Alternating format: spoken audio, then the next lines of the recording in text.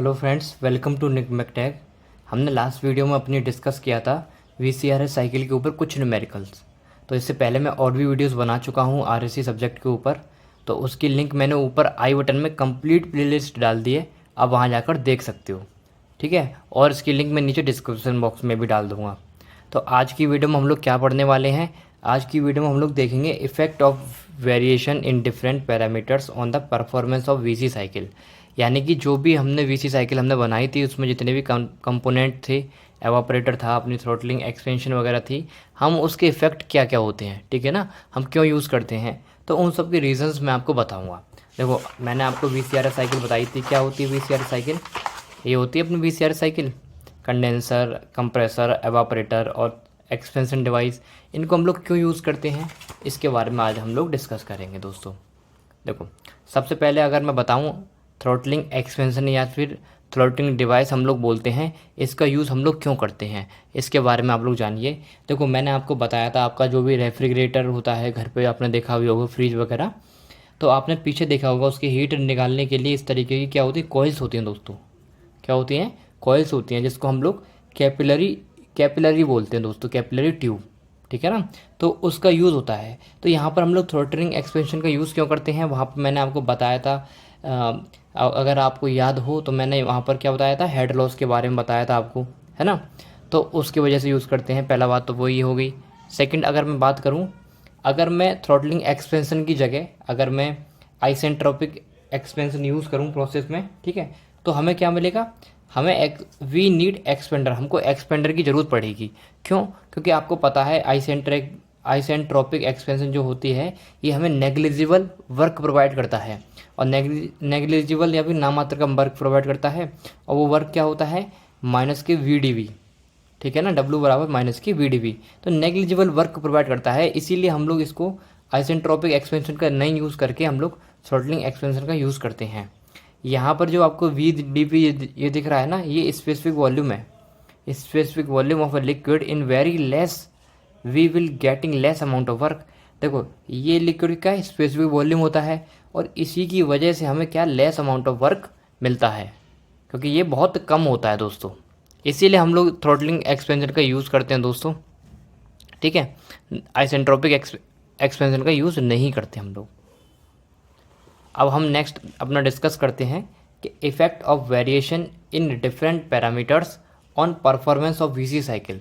दोस्तों, ये हमारे ऊपर, हमारे आरएससी सब्जेक्ट के ऊपर आई थिंक 6वीं वीडियो है, तो पिछली वीडियो ज़रूर देखें, है ना। तो देखिए, सबसे पहले हम लोग बात करते हैं कि effect of decrease in evaporator pressure. अगर हम एवापोरेटर का जो प्रेशर का डिक्रीज़ कर देंगे, अगर हम एवापोरेटर का प्रेशर डिक्रीज़ कर देंगे तो उसका इफेक्ट क्या होगा। तो देखिए, हमने ये क्या बना ली, हमने अपनी वही वीसीआरएस साइकिल बना ली, जिसका हमने पीएच डायग्राम बनाया दोस्तों। क्या बनाया है? पीएच डायग्राम बनाया है। पीएच डायग्राम किस तरीके से बनता है, देखो मैं एक बार बना के दिखा देता हूँ आपको। ये हमारे पास P है इस साइड, ये हमारे पास H है इस साइड। तो पहले तो इसका डोम बनाते हैं इस तरीके के, तो डायग्राम याद कर लो। ये डायग्राम इस तरीके से ही बनते हैं, ये इस तरीके का बनता है, ठीक है दोस्तों। अब यहाँ बात हो रही है कि एवापोरेटर प्रेशर को अगर हम डिक्रीज़ करते, ये साइकिल वही है हमारे पास 1 से 2, है ना, 3, 4, इस तरीके का है कुछ। अगर मैं एवापोरेटर का प्रेशर डिक्रीज़ कर दूं दोस्तों, यानी कि देखो, ये तो हमारे पास कंडेंसर था, आपको पता है, ये हमारे पास क्या है, एवापोरेटर। अगर मैं इसका प्रेशर डिक्रीज़ कर देता हूँ दोस्तों, तो देखिए, अगर मैंने ये, पता मैं क्यों समझा रहा हूँ आपको, ये बहुत ज़्यादा इंपॉर्टेंट है। आगे अगर मैं बताऊँगा ना आपको, अगर आप आगे भी पढ़ोगे अभी, तो बहुत ज़्यादा इंपॉर्टेंट है, इसीलिए बता रहा हूँ मैं आपको कि अगर मैंने देखो एवापोरेटर का प्रेशर डिक्रीज़ कर दिया, तो हमें कहीं ना कहीं देखो ये इतना वर्क करना पड़ेगा, ठीक है ना। तो हमारा वर्क डन भी बढ़ जाएगा। अगर मैं प्रेशर डिक्रीज़ करूँगा दोस्तों, तो हमारा वर्क डन भी बढ़ जाएगा। वर्क डन बढ़ जाएगा तो फिर हमारा COP डिक्रीज़ हो जाएगा, है ना, वॉल्यूमेट्रिक एफिशिएंसी डिक्रीज़ हो जाएगी। तो देखिए, यहाँ पर देखो लिखा भी है, अगर मैं वर्क इनपुट बढ़ेगा, देखो हमारा क्या होगा, वर्क इनपुट बढ़ेगा, पहली बात। और आपको पता है यहीं पर हमको क्या देखने को मिलता है, यहीं पर हमको रेफ्रिजरेटिंग इफेक्ट देखने को मिलता है। तो सोचिए, पहले हमें रेफ्रिजरेटिंग इफेक्ट इतना देखने को मिल रहा था, और अब आप देख पा रहे हो, अब कहीं ना कहीं रेफ्रिजरेटिंग इफेक्ट जो हमारा है वो कम हो रहा है, कम देखने को मिल रहा है। तो इसीलिए हमारा वर्क इनपुट बढ़ रहा है। देखो ये, तो वर्क इनपुट बढ़ गया हमारा, रेफ्रिजरेटिंग इफेक्ट कम हो गया हमारा, COP क्या हो गया, कम, ऑलरेडी कम हो जाएगा, क्योंकि COP क्या होता है दोस्तों, COP क्या होता है आपको पता है, refrigerating effect upon work input, है ना, यही तो COP होता है दोस्तों। तो दोस्तों देखो, जब रेफ्रिजरेटिंग इफेक्ट कम हो गया, वर्क इनपुट कम हो गया, तो COP भी तो कम हो जाएगा ना। तो वही चीज़ है, यहाँ से वॉल्यूमेट्रिक एफिशिएंसी भी कम हो जाएगी। क्यों हो जाएगी, देखो वॉल्यूमेट्रिक एफिशिएंसी का फॉर्मूला मैंने आपको बताया था, ये जब हमने न्यूमेरिकल सॉल्व किया था तब, कि 1+C-C P2/P1 ब्रैकेट के अंदर 1/H की पम, है ना। तो यहाँ से क्या हो रहा है, P2/P1 है ये इंक्रीज हो रहा है हमारा, इसीलिए वॉल्यूमेट्रिक एफिशिएंसी क्या है हमारी, कम हो रही है दोस्तों। तो इतनी सी बातें आपको याद रखनी है, जब एवापोरेटर का प्रेशर हम लोग डिक्रीज़ करते हैं तो ये सब प्रॉब्लम हमको देखने को मिलती है। ठीक है, नेक्स्ट अब हम लोग बात कर लेते हैं दोस्तों कि effect of increase in condenser pressure. अगर हम कंडेंसर का प्रेशर बढ़ा दें दोस्तों, यानी कि देखो कंडेंसर हमारा ऊपर वाला था, है ना, यही तो हमारे देखो VCR साइकिल हमारी यही है, हमने इसका पीएच डायग्राम बनाया है, तो इस तरीके का इसका डोम होता है।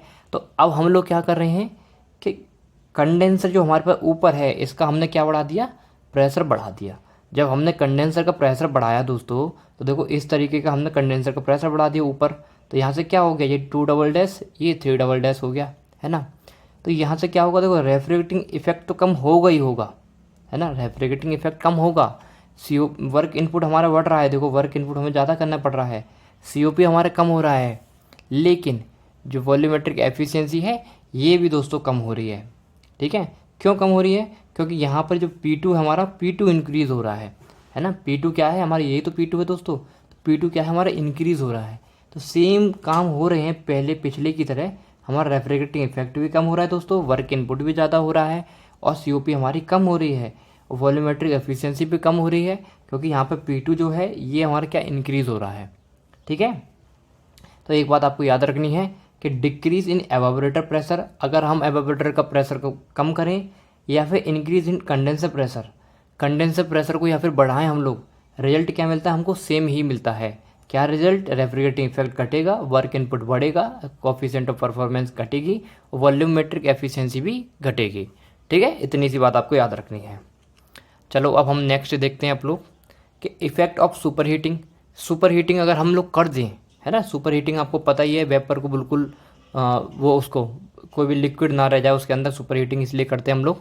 अगर हम सुपर हीटिंग कर दें दोस्तों ज़्यादा, तो क्या होता है इससे, देखिए, यानी कि वही हमने VCR साइकिल बनाई, जिसका पीएच डायग्राम बनाया दोस्तों, ये इसका डोम होता है, तो ये हमारी साइकिल ड्रॉ हो गई पीएच डायग्राम के अंदर।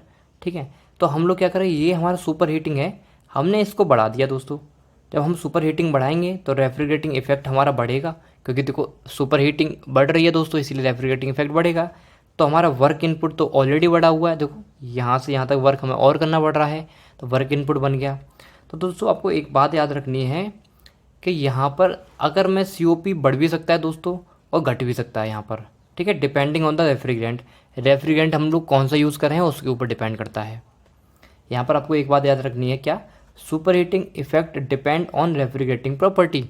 रेफ्रिजरेंट की प्रॉपर्टी क्या क्या है दोस्तों, कौन सा रेफ्रिजरेंट हम लोग यूज़ कर रहे हैं हम लोग VCR साइकिल के अंदर, उस पर डिपेंड करता है दोस्तों। ठीक है, फिर भी अगर आप निकालना चाहो, देखो वर्क किस तरीके से निकालोगे, Γ/Γ-1 P1V1 - P2V2, है ना, ये इक्वेशन होती है दोस्तों। यहाँ से देखो MRT1 लिख सकते हैं, MRT2 लिख सकते हैं हम लोग, है ना। ये दोस्तों इस तरीके की इक्वेशन होती है, आप लोग देख सकते हो। यहाँ से हमको पता चलता है रेफ्रिजरेटिंग इफेक्ट बढ़ रहा है। तो देखो ये न्यूमेरिकल पर्पज से है, अगर आपको याद नहीं रखना तो मत याद रखो, कोई बात नहीं है, आप बस इतनी सी बात याद रखनी है, जब हम सुपर हीटिंग करेंगे तो यहाँ से रेफ्रिजरेटिंग इफेक्ट हमारा बढ़ेगा और वर्क इनपुट भी बढ़ेगा, और कोफिशिएंट ऑफ परफॉर्मेंस घट भी सकता है, बढ़ भी सकता है, डिपेंड करता है रेफ्रिजरेंट की प्रॉपर्टी के ऊपर। ठीक है, इतनी सी बात आपको लिख देनी है। अब आगे हम लोग बढ़ते हैं, आगे हमारे पास है दोस्तों, देखिए इफेक्ट ऑफ सब कूलिंग। देखो अगर हम सब कूलिंग करते हैं, यानी कि देखो यहाँ तो हमारे क्या सुपर हीटिंग थी, अगर हम सब कूलिंग करते हैं, साइड करते हैं, तो उसके क्या इफेक्ट पड़ेंगे उसको देख लीजिए। देखो सब कूलिंग की हमने, तो सब कूलिंग की कहीं ना कहीं देखो इधर हम लोग आए, है ना, 3 से 4 की तरफ आए हम लोग, है ना, इस साइड आए कम से कम। तो यहाँ से क्या हुआ, रेफ्रिजरेटिंग इफेक्ट तो हमारा बढ़ा, वर्क इनपुट क्या रहेगा हमारा, सेम रहेगा, क्योंकि वर्क इनपुट तो हमारे यहाँ मिलता है, हमें काम करने की जरूरत तो पड़ी नहीं, है ना। तो COP भी क्या बढ़ जाएगा, हमारा COP बढ़ जाएगा।